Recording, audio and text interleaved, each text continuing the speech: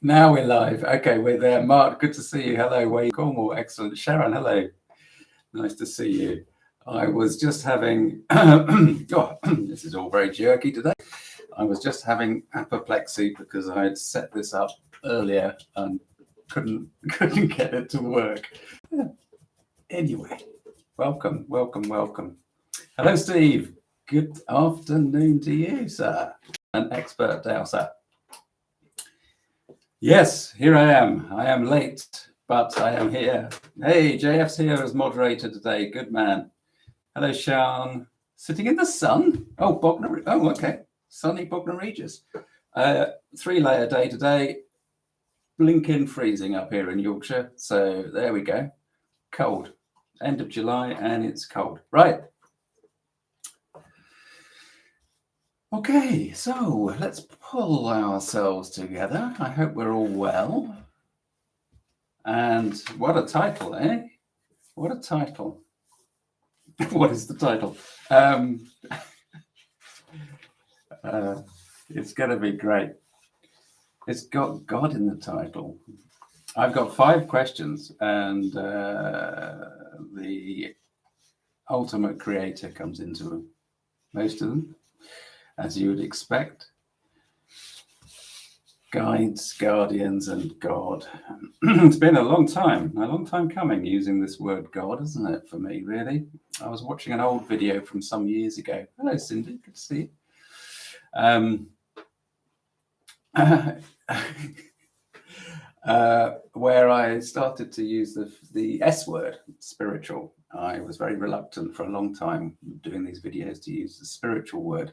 Here we are in 2022, and it would be insane if we didn't. And now we've graduated to the G word, to God. That's going to be interesting. So we'll see how that is. Just to answer JF's question, is it supposed to be cold over there in July? No, it's not. It's supposed to be warm and blistering. Hey, Brombain, good to see you. Bromwyn, yes, of course. Put your name, Brombain, there. Australia, well, late for you over there, so don't feel you have to stay here.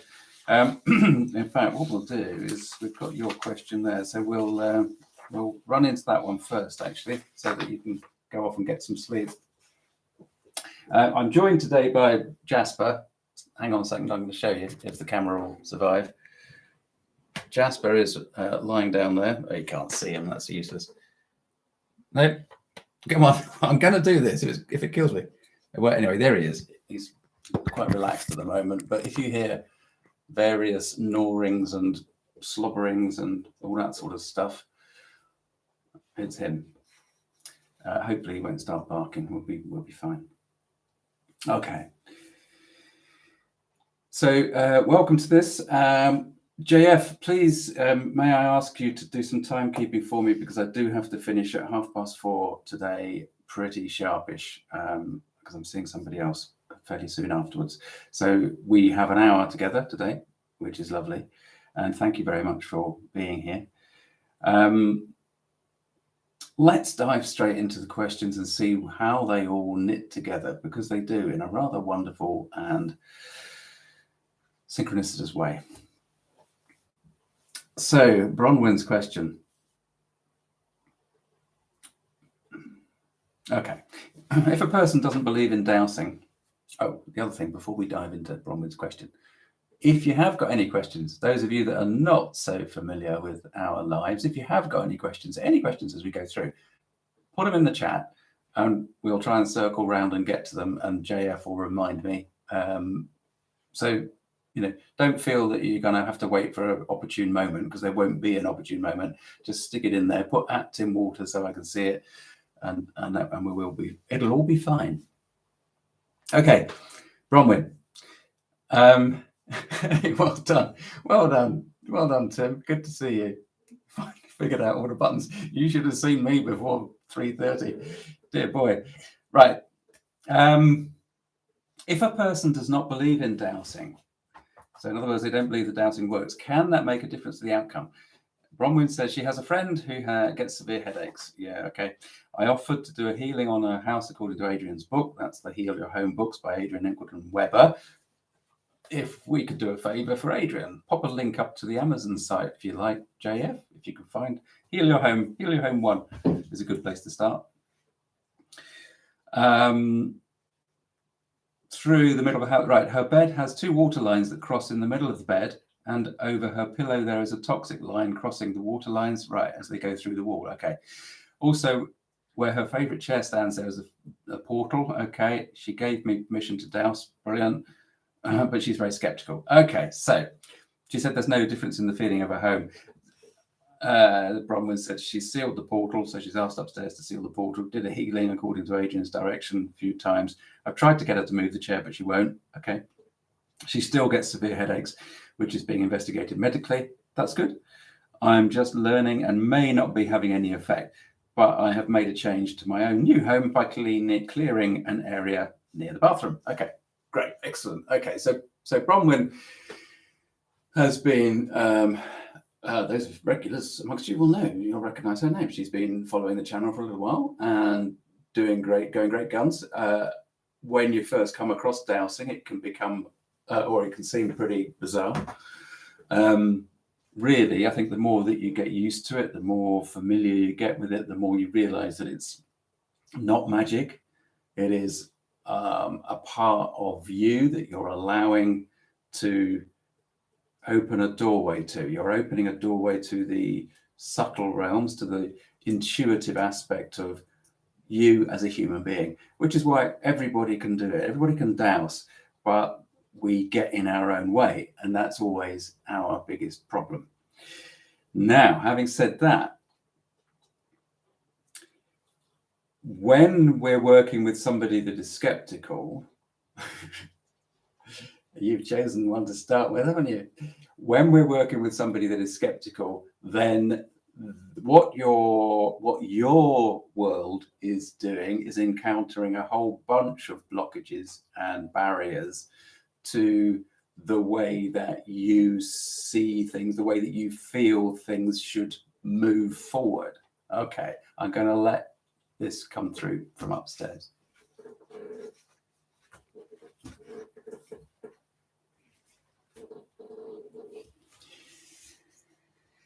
There is no right or wrong. There's no way to define and discern a correct procedure, Bronwyn. There is no correct path. You're looking for the truth. You're looking for evidence. You're looking for support that what you're doing is correct, but that is to support your feelings of what you're doing, your fears of, am I doing this right? Am I correct in this? Is she going to improve? Is this going to work? And all of the weight of all of the issues, baggage issues that you put on that decision and the process, weigh it down, and you are lagging, causing a lag, as all people do when they start. You are causing a lag in the effect of change. Change is not necessarily going to be what you expect it to be. We have a very squeaky chair. Change is not going to be necessarily what you expect it to be. So your question is, can your friend's skepticism affect the efficiency of the dowsing? It is the efficiency of the healing that you're asking about. And the answer is, change occurs when change is required, and when change is asked for, and when change is appropriate. There are all sorts of issues that are surrounding the process that you are going through. It's not just about you helping her.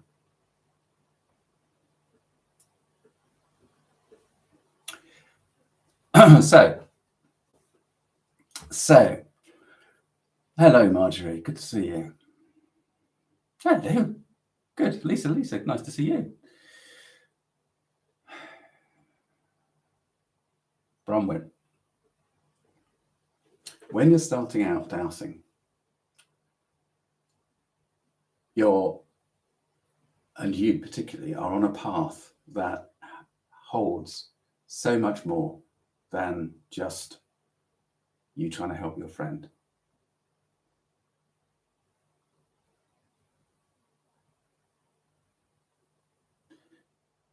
When we're doing the house healing work,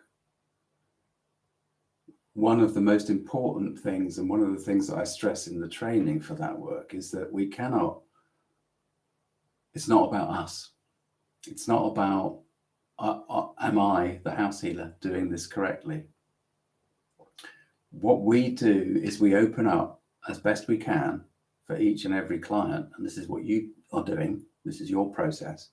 You're opening up to the higher energies, to guidance, to intuition, in the best way that you possibly can in that context for that one individual.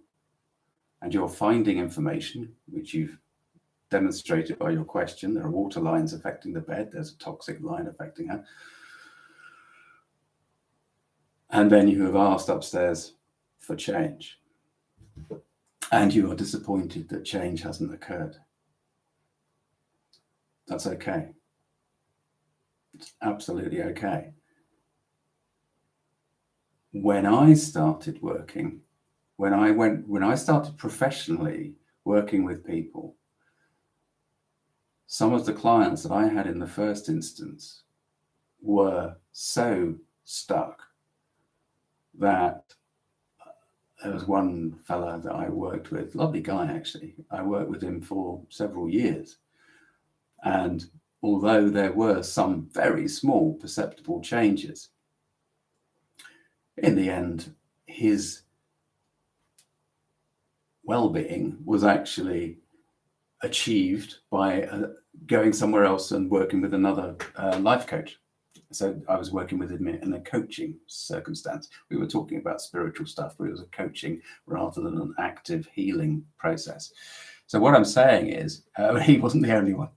At that time, I had a lot of clients that were very stuck. You learn, okay? You've just started. This is the first person that you've worked with. Hello, Yvette. Nice to see you. Hope you had a nice holiday. You learn, and every time you work with somebody, you learn a little bit more and you learn about yourself. So your answer was, does it make a difference to the outcome if the friend is skeptical? And the answer is, well, yes, it does make a difference to an idealized situation. But as far as upstairs is concerned, what has been done has been done. Sorry, that's the dog.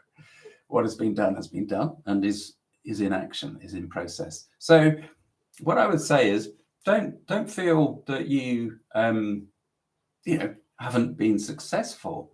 What I would suggest is, the lady has given you permission to help her.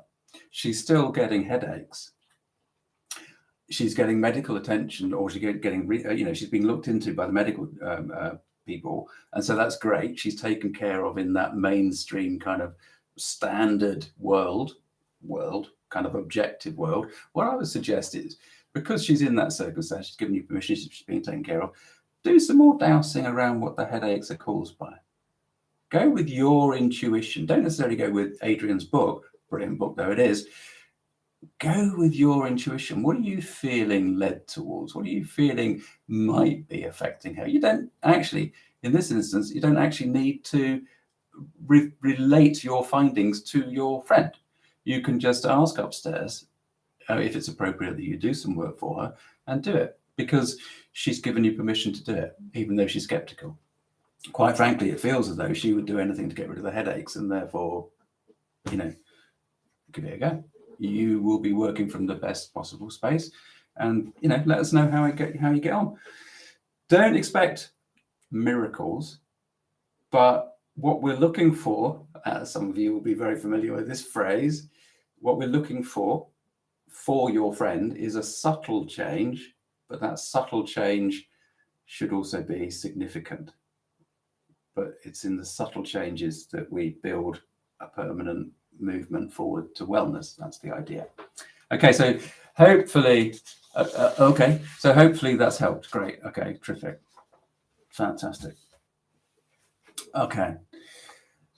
And change and healing, as JF is saying, can take time to see the results. It's not automatic. Maybe she will find a good doctor that will help along the way. So the healing did work. My 2 cents. Yes, exactly. And that actually is, good old JF, that actually is part of the point. Because don't forget, what we call this house healing by the other name is reality engineering. We're helping the management shift a person across the tracks of their life, as it were, to a place that is actually presenting them with a better experience of being a human being. Reality engineering. What we're doing is we're asking, and things change. And you are dealing with their entire reality. When we work with a client, you're working with their entire aspect of what they perceive in their world, because their world, what they experience in their world, will tell you loads of stuff about that person. And that brings us right round to the sort of a header of what we're dealing with in, I still forget what I've named this thing, guides, guardians, and God. The reason it brings us right round to this position is because what's absolutely fascinating about working with guides and guardians, we'll put God to one side just for the minute, is how the questions that are most often raised are actually about who is this person. So a guide is like, who is this? Who is this? How do I know this is what it says it is? This being, how do I know that this being is what it says it is? How do I know this being is a loving being to assist us? Or is it here to be mischievous and cause chaos? Well, okay, we'll come back to that in a second, right? So we're saying this thing that is out here.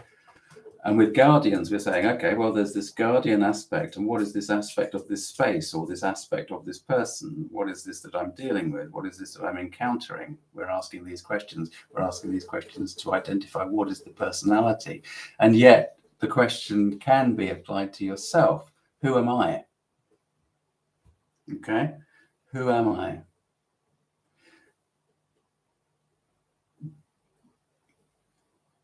I'm going to talk about imagination, about self, about being part of self. And I don't mean this in a way that is denying the presence of a separate aspect of experience, because these are, to us as human beings, separate aspects of experience. But when we look at it from the spiritual perspective, from the spiritual perspective of everything being connected, everything being of the oneness, everything being of the cosmos, and yet everything being seen from this point of awareness that is expressed as, for the moment, Tim Walter, then everything is of the self with a small s, not the ego self. Everything is of the experience of the now, which is the self. The now being the context of the experience here being experienced. But you, if I were to suddenly erupt in anger, let's say, it's not a nice idea. Why use that example? Because it's quite a clear one. If I were to suddenly erupt in anger, I could be said to be hosting the personality of anger. It's not a great thing. If you were to visualize or to paint or to draw what anger looked like, you wouldn't be drawing an attractive being. You would be drawing an unpleasant mess. Much of the experience that we can encounter in the spiritual vibrations, in the subtle vibrations, can be considered to be similar. You are playing host to aspects of creation as they go through you. You are the observer. You are seemingly the observer of these points as they flow through you. But actually, of course, as we've said before, it's the universe, it's God that is actually doing the observation, because that is part of you and you are part of it. You started looking now, have you? Is it that stressful? Okay. So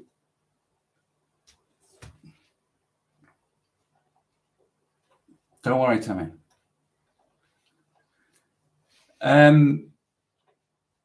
Mark, do you feel guides are previous lives? Well, now, that's a good question. I don't see them as previous lives. I don't feel that. I won't finish that sentence because Merthen, my guide, has insisted that he and I, as separate entities, have been together. I mean, separate, it's that. Separate entities have been together in previous lives. And in fact, when I refused to acknowledge that or to consider that he was actually who he said he was, and Merlin, in the first instance, this is when he got quite insistent and was quite, he certainly wasn't upset. Guides don't get upset. They kind of assimilate and deal with whatever you want to feed back to them. But he was quite insistent that we'd been together, and quite insistent that he was quite aghast that I didn't remember, which I, quite frankly, I don't. So in that sense, I can't relate guides to past lives. But Mark, that does not mean to say that you might not feel that you have been a guide, one of those guides, one of your guides in the past life. The aspect of self, human beings, right? When we take ourselves anywhere away from the standard mainstream perception, the physical perception of a human being, then we're getting into waters that say, well, what is this actually? Because what is the human being? We've said it so many times. We are not this blobby mass. That's not us. That's just the biocontainment suit in which our personality sits. And really, our personality is made up from memory. It's made up of memories. It's forming memories. It's creating memories. And memories are what remains after we transition, go back home. So time, space, memories, very important part of what we are. Nobody knows what consciousness is at all.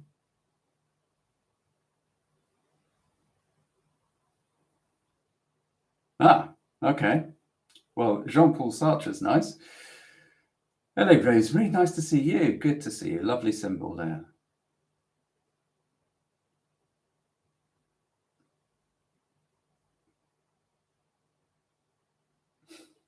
I've stopped because I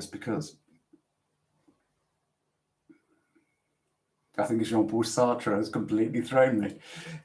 Okay. Let's come back around to God and guardians, because Clive's question, Clive can't make it today, Clive Ellis.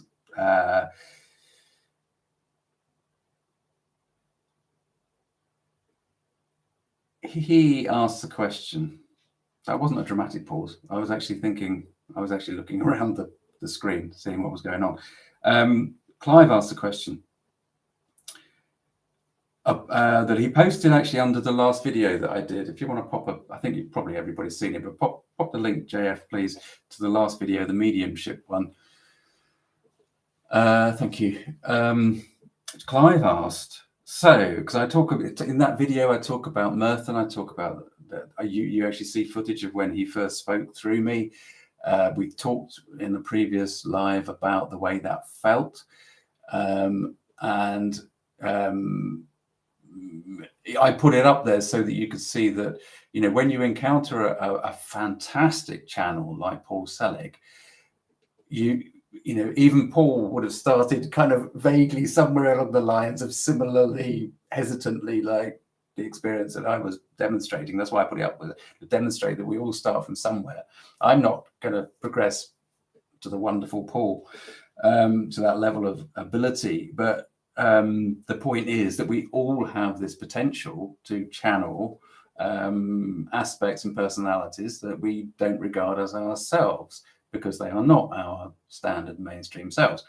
Right. And equally, I'm not encouraging you each without due caution and safe procedures to be trying to do trance channeling. But that video that JF has put the link to illustrates the sort of thing that we're talking about. And so I was talking about Merlin coming along. Now, so Clive says, was King Arthur and the Round Table a fable or fact? No disrespect, Mendy says. You have had a unique opportunity to find out a lot about our history. Maybe Merlin could be an archetype of our British culture. So many questions. Thanks again for sharing. Maybe, yeah, okay, fine. So the point is, when Merlin waked up, and sorry, no disrespect, when he came through, and I'd been working with him, I'd been encouraging this character, this energy to come through, and I wanted to express verbally whatever it was that he wanted to say. So I wanted to experiment and find out what trance channeling was like. So I'd been doing the training with a medium to be working on it, but I still was having trouble being able to talk. That video shows the first time I talked, allowed him to talk, to use me. The point is, I then went through a long process of saying, you can't be Merlin because Merlin didn't exist. I refuse to call you Merlin. I don't understand how you could be Merlin. I read a couple of books about Merlin, and you go into some of the King Arthur stuff, and you look at all of this. And what I read was that there was a madman in Wales. There was also a madman in Scotland who equally could have been Merlin, but there was a madman in Wales, a seer, undoubtedly, a hermit, and he was also chaste. And he does seem to be the character that, what's the guy's name? The historian, the sort of the ancient historian who built a lot of the Merlin legend. More Geoffrey of Monmouth, I think, built a lot of the Merlin sort of symbolism up. So when I asked Merthin, I called him Merthin. I decided that I could kind of get my head around Merthin, his Welsh name, rather than Merlin. But again, it's only a cursory passing, there was an example, there was his name there. And I thought, well, I'll use that instead of Merlin because I'm going to feel silly talking to Merlin. So when I asked him, he just simply said, I am an enigma. I am an enigma. Yeah, cheers for that. Thanks. That helps a lot. So did you exist? Yes, I existed. He said he existed as a human being. But what he is now as Merlin is far more than just what the human being would have been, the madman that lived, if that was in fact him, in the Welsh borders. Because when you go and pass through to the other dimensions, you are on your journey. Your soul journey is developing and changing, and he now is an archetype, which is exactly what Clive has hit on. He's an archetype, and the Merlin energy that a lot of people at the moment are tapping into. Merlin as a guide is cropping up all over the place, quite rightly. It's about the spirit of nature, because that's where we are, with the earth crying out for us to reconnect to the spiritual aspect of ourselves. And that's symbolized by nature itself. The reason that we have supposedly, mass biodiversity decline is fundamentally because we are ignoring it, and we have ignored our divine self. Just to link into the Paul Selig teachings. I will stop. No, I won't stop. I like Paul, so I will constantly refer to him. But yes, so Clive, I didn't dive into be asking my guide in depth about the historical aspects of the British culture. I find medieval history very interesting, but I think that's a different reason, and I think that relates to past life stuff. But I'm not a great one for looking into past life stuff either, because I tend to feel that we've got enough to deal with in our current human form. So let's stick to the lifetime that we've got. I'm not against people looking into past lives, and some people do find past life therapy very, very helpful. But no, so the bottom line is, I'm afraid, Clive, that I am going to disappoint you a bit in that I didn't explore, in speaking to him, about British history and culture. What he came through with, and I will get around to actually putting some of this onto YouTube somehow. I used to do it as blogs. I used to publish his channelings in written form as blogs some years ago, and I'm trying to collate them and trying to find where they all are. But what he used to come through with philosophy, and the biggest thing that he was trying to get across, you'll know, regulars will know, the world is not what it seems. The world is not what it seems. And that is talking about not necessarily just the illusory nature of the external environment, but the fact that it is A, so malleable, B,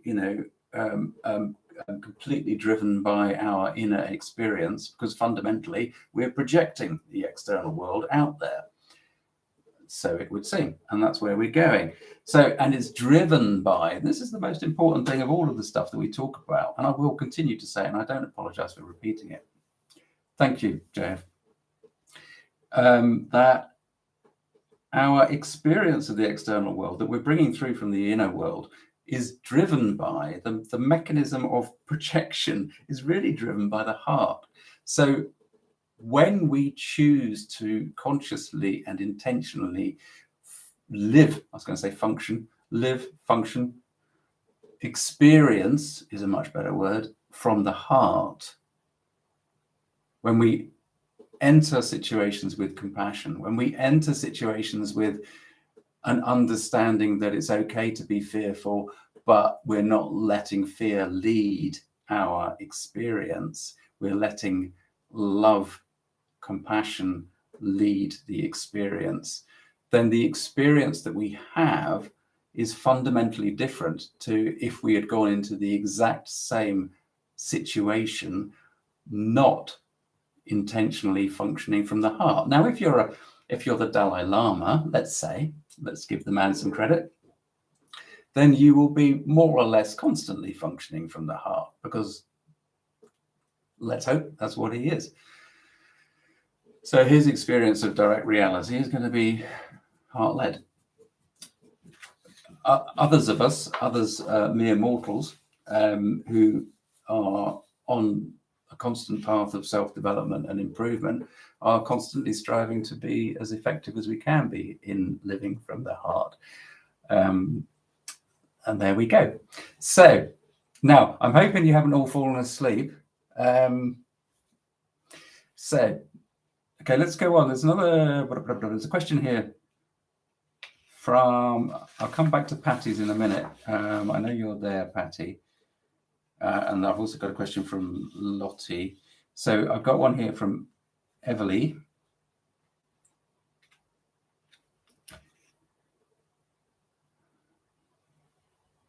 Okay.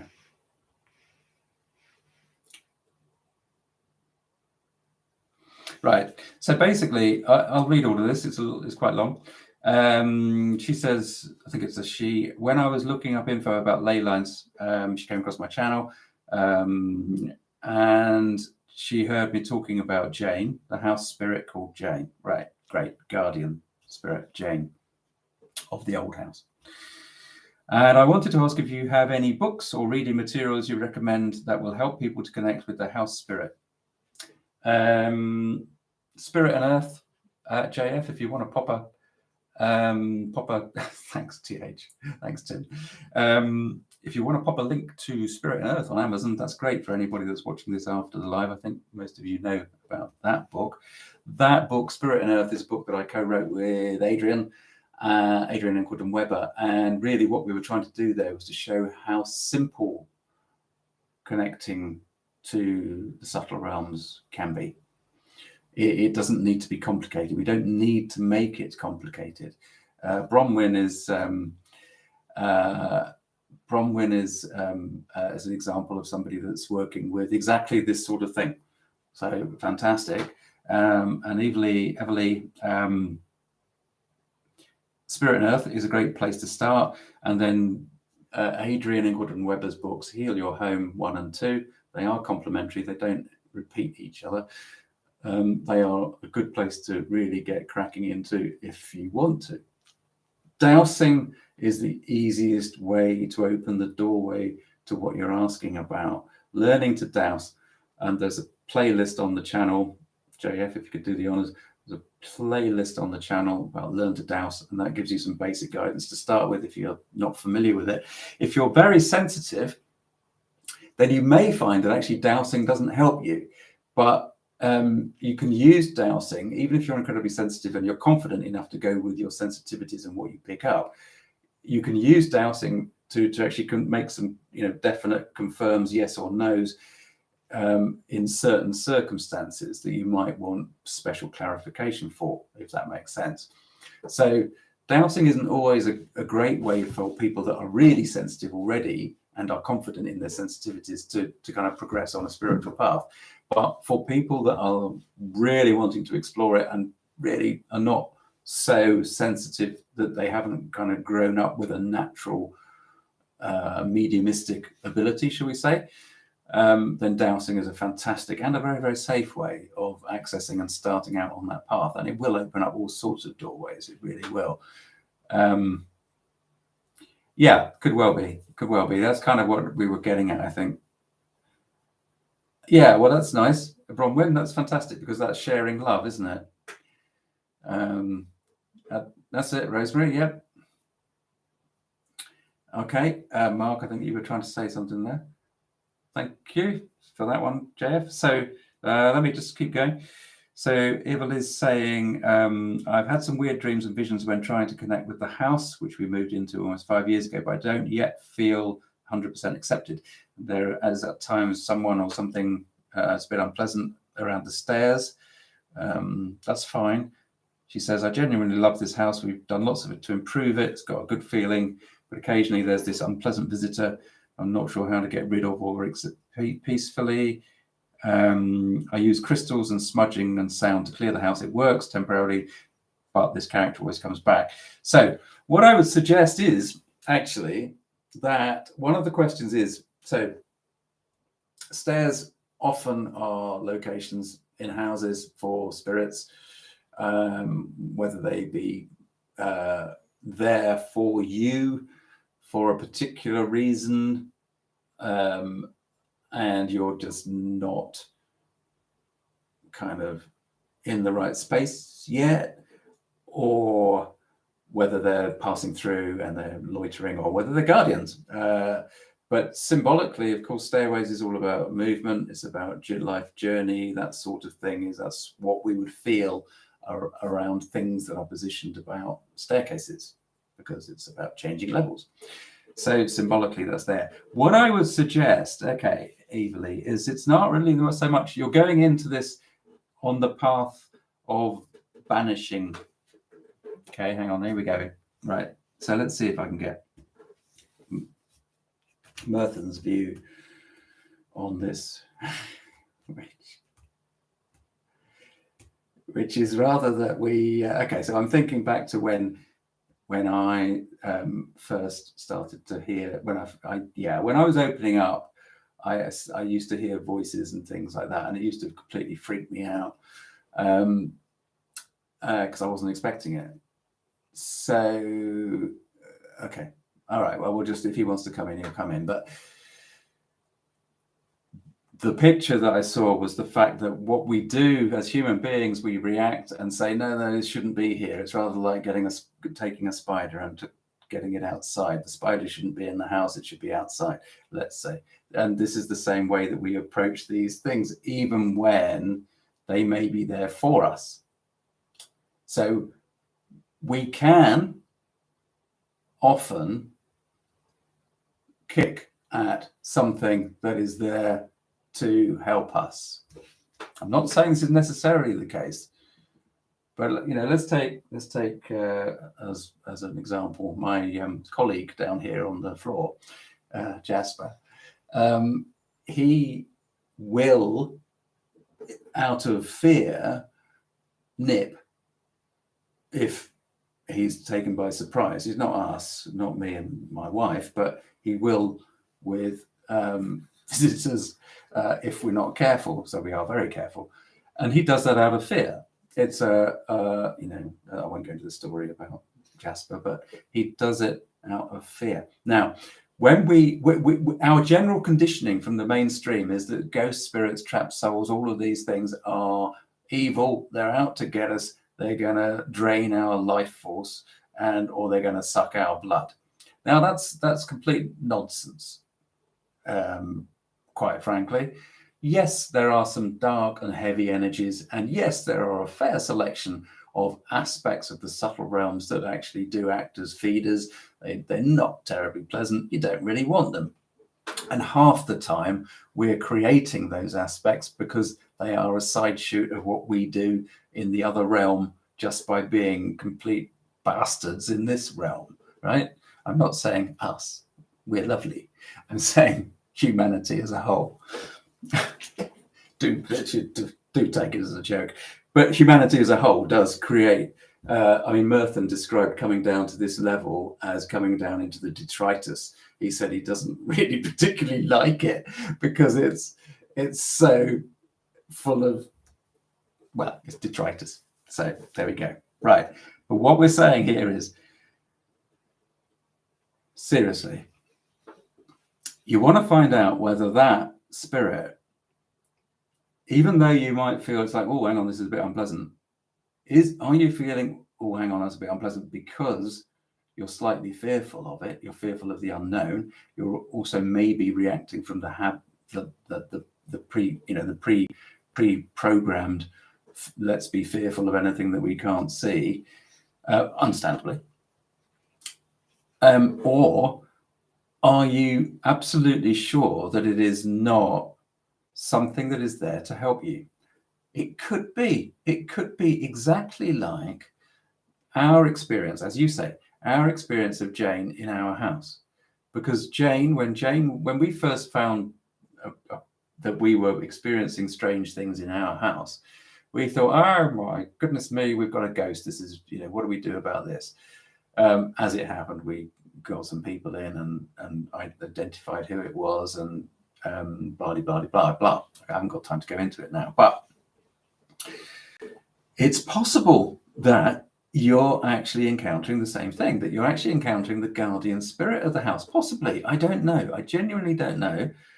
Do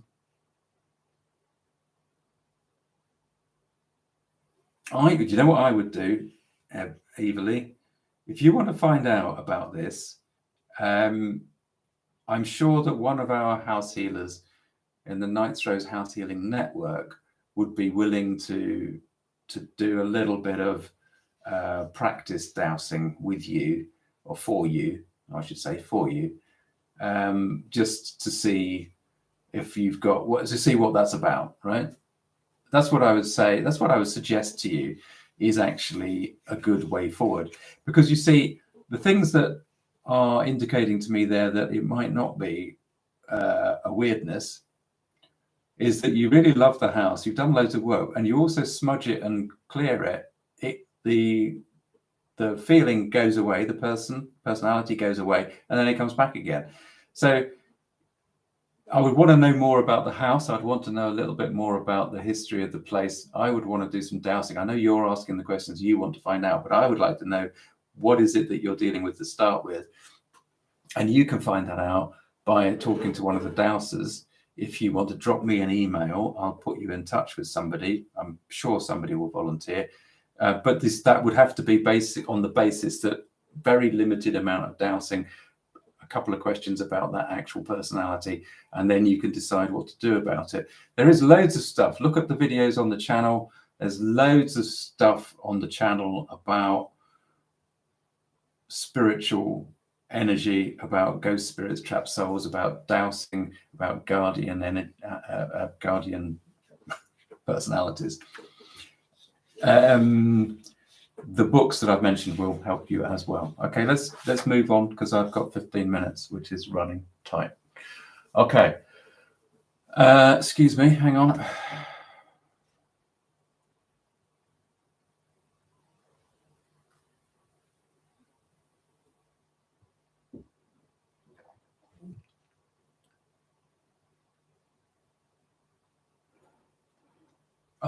Mark, sorry, I'm reading that, but I'm not sure.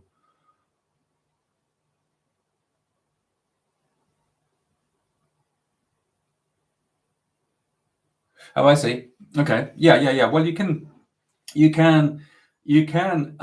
Okay. So I would tend to, Mark, I would tend to actually think of myself as one of the team. I know what you're saying. You're saying, okay, so you're the commander and they're around you. And a good commander will always ask the advice of their team. I would rather flatten that structure, don't have you as the commander, and say you are part of the team. You are an equal part of the team, right? You've got a power yourself. You have a personality yourself. It might be a not quite what we thought it was, a mixture of other sorts of things, but that's us as a human being. That's fine. But what I'm saying is, let's not put ourselves necessarily higher than those that are also there to help us, because they will help us. And that's the point. And that's the point of your analogy there about the commander and the team. They will help when we ask, and we have to ask in order to get the help.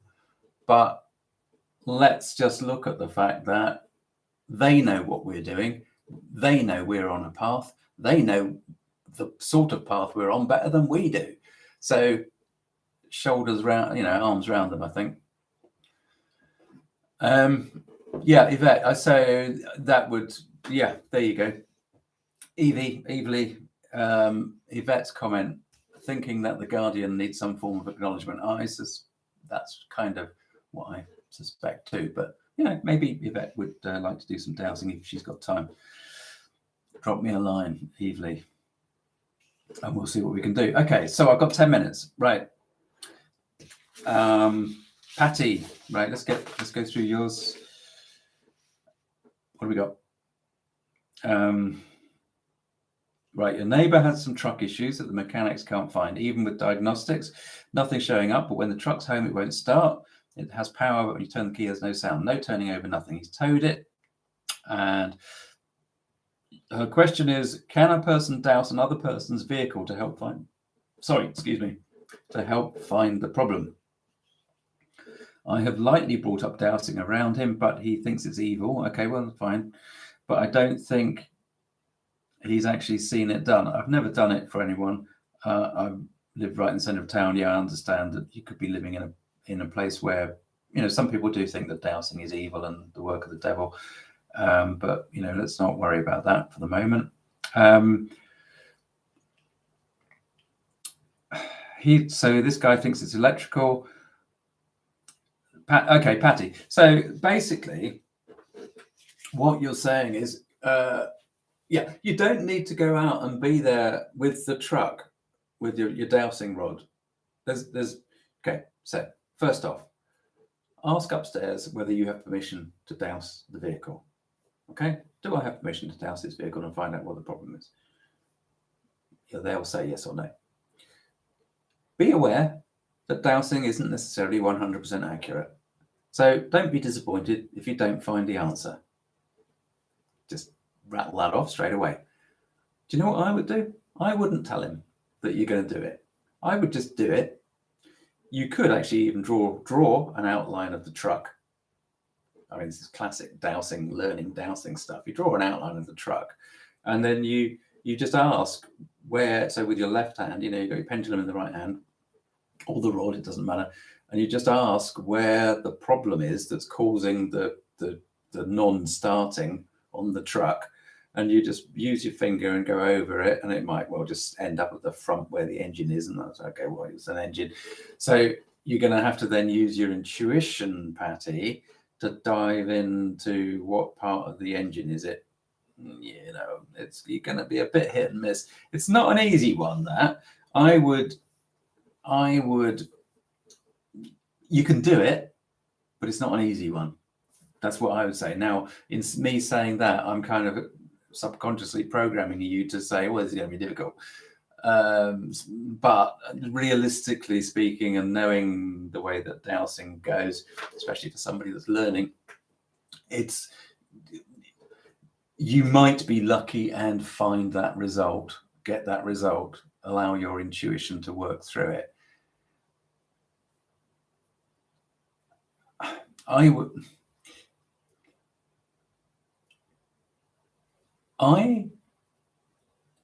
Okay. I'm sort of going against good dowsing teaching here, because you can basically use dowsing to do anything.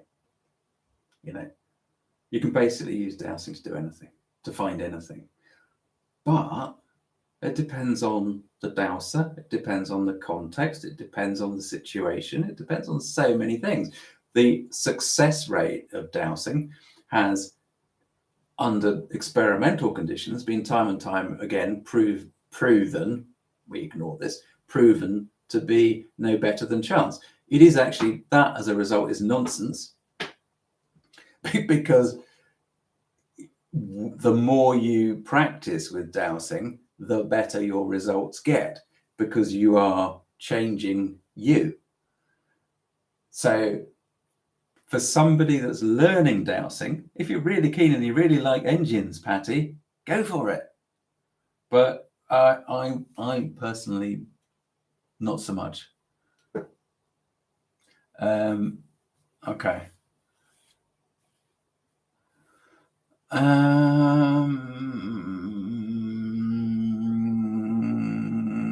Okay, lost sound, right? Okay, so you lost sound at some point. It's back, right? Okay. Okay. Okay, let's not worry about sound. Right, I've got 10. I've got 5 minutes, 8 minutes. See how that goes, Patty. Let us know. Let us know. Let us know. Don't worry about those people that think that you're, working on behalf of the devil. So much religion has done so much damage in stopping people connect to their spiritual selves. It's not you don't want to go diving in there. You don't want to go demon bashing, but some people do that. That's madness. That is just madness. And the church has been very good at stopping that, which is great. They do their own form of demon bashing, but they also can disconnect us from our spirituality as well, ironically. Okay, last question I have here is from Lottie. Now, this is quite a long one. Let me just see whether there's in here. So Lottie has been, I don't think she's with us today.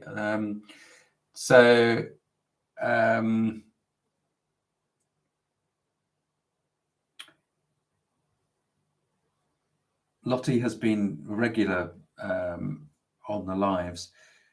She's been working towards getting in contact with her guardian spirit, the guardian spirit of the house. And what is happening basically is that I'm not going to read hers because it's so long, but she is finding it difficult. But I want to see, because there's a key sentence here. She's sensitive enough, she gets a feeling of great heat all over her body and blah, blah, blah, blah. But that could be, that could be menopause, but the chances are that it isn't. I'm not being facetious. I struggle to know. Right, so I relax. So she's had some success. She's relaxed into a good meditative, quiet state, and soon she felt a presence or a feeling of not being alone. She sensed the energy moving around her and coming close to her, but then she struggled to know what to do next. She says, I realize I'm not really sure or confident enough to know what questions or what to do next. When I start to ask questions, my ego takes over and the monkey mind chatter insists that I'm making things up. That is the key sentence. For all of us, this is the problem.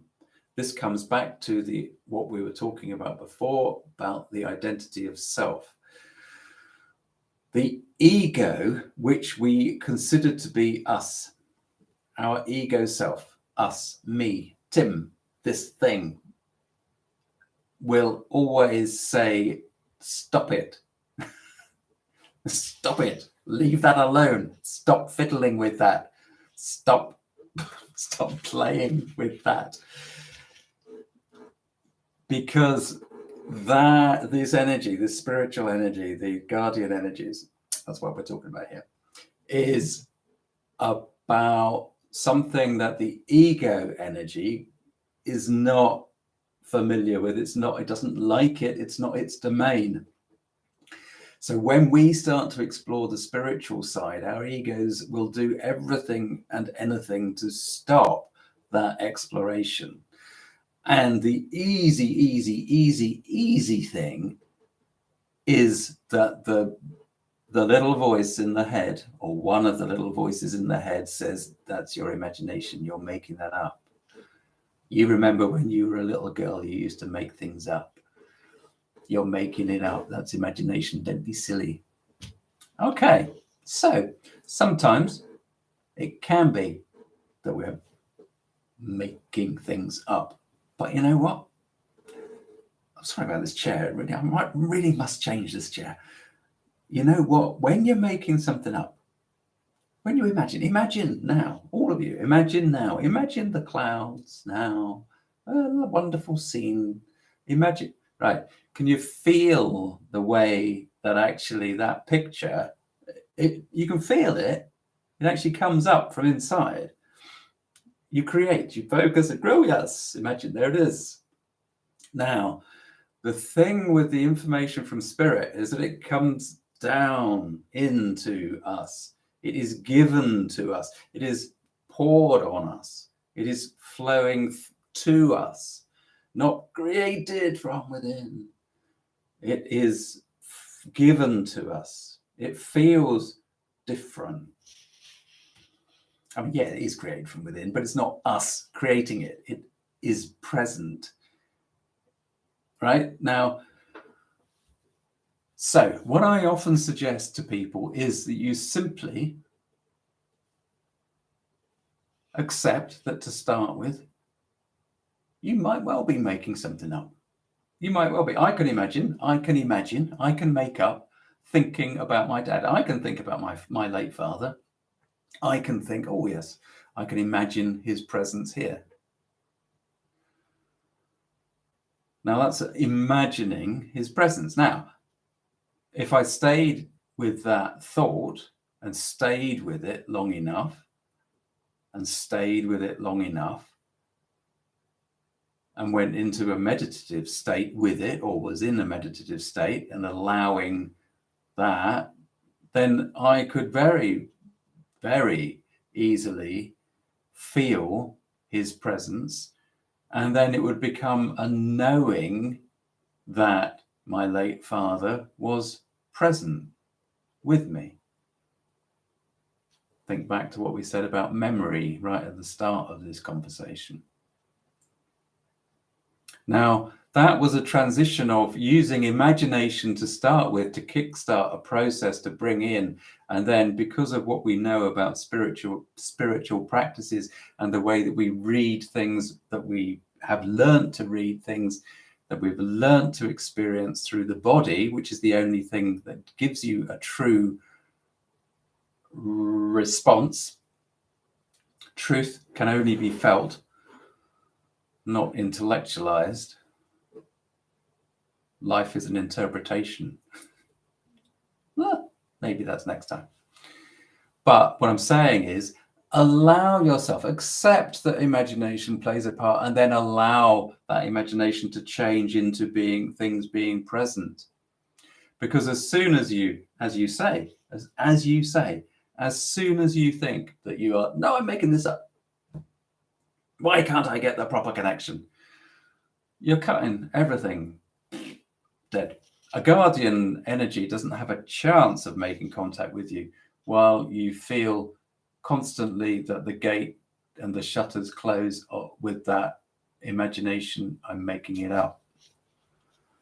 Thank you, JF. 4:30, right? Okay, I will have five. I can do 5 minutes.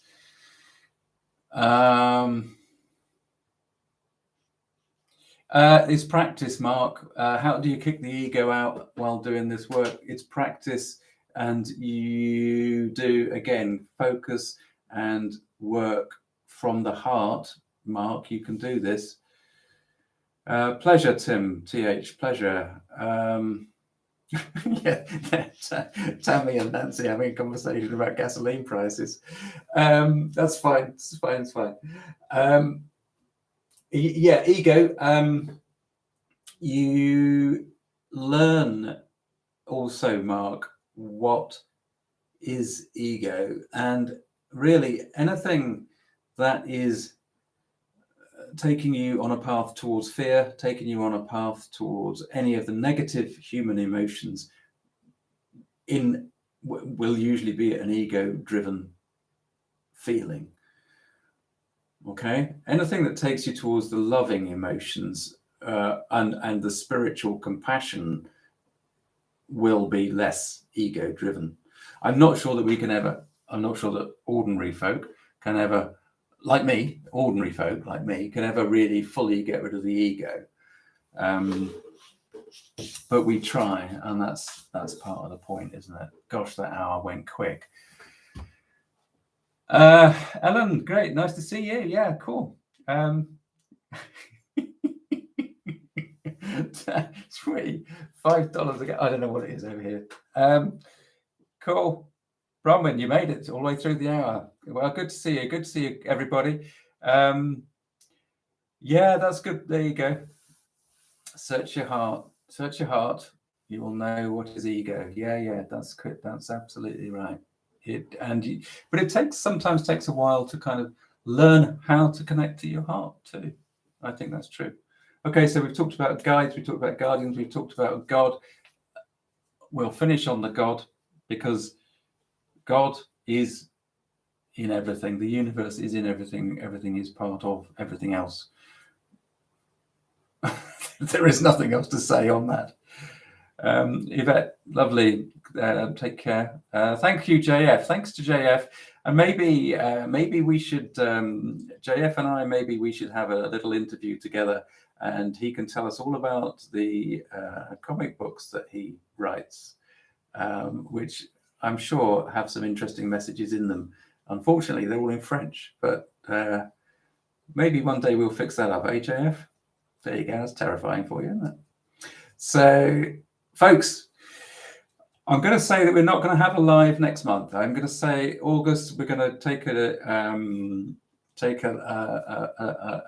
bit of time off.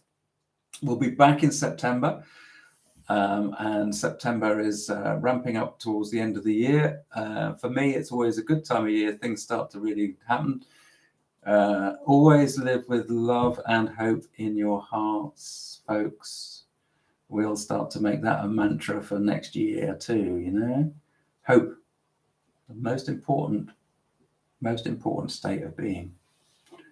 It changes like love. It changes everything. I've got to go. Take care. Thank you for being there. Do share it around if you want to. Tammy, thank you. And I'll see you in a couple of months. And keep in touch. Drop the comments on the YouTube channel. Take care. Yeah, hugs everybody. Okay, go in now. Pressing the big red button. Thanks, guys. See ya.